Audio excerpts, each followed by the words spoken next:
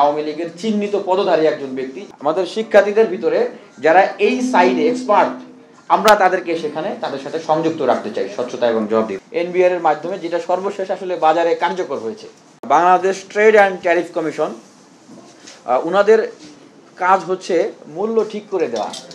ওনারা আদৌ মূল্য ঠিক করে দিতে পারছেন কিনা, এবং এই যে বিগত সময়গুলোতে ওনারা আসলে কোন কোন পণ্য দ্রব্যের আসলে মূল্য ঠিক করে দিয়েছেন, এবং যেটা সর্বশেষ এনবিআর এর মাধ্যমে যেটা সর্বশেষ আসলে বাজারে কার্যকর হয়েছে, তাদের কাছে আমাদের এটা প্রশ্ন, তারা আদৌ কাজ করতে পেরেছেন কিনা। এনবিআর এর এরকম অসংখ্য কর্মকর্তাদের দুর্নীতির খোঁজ খবর কিন্তু আমাদের কাছে আছে।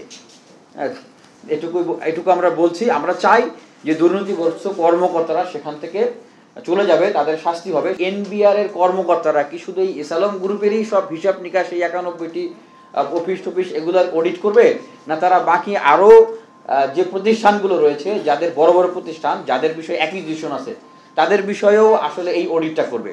এবং আমাদের প্রপোজাল হচ্ছে যে এনবিআর এর কর্মকর্তারা যখন অডিট করবে, সেই অডিটের সময় আমাদের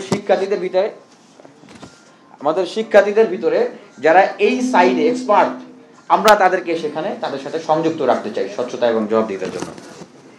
এখানে শিল্প মন্ত্রণালয়ের প্রতিনিধি আছেন, তাদের কাছেও আমাদের প্রশ্ন থাকবে যে আপনারা এই দ্রব্যমূল্য নিয়ন্ত্রণ করার জন্য কি কি কাজ করছেন। আমি জানতে চাচ্ছি যে এই যে বিজিএমই এর এই কমিটিটা ফরমেশন করার কাজটা আসলে কোন মন্ত্রণালয়ে।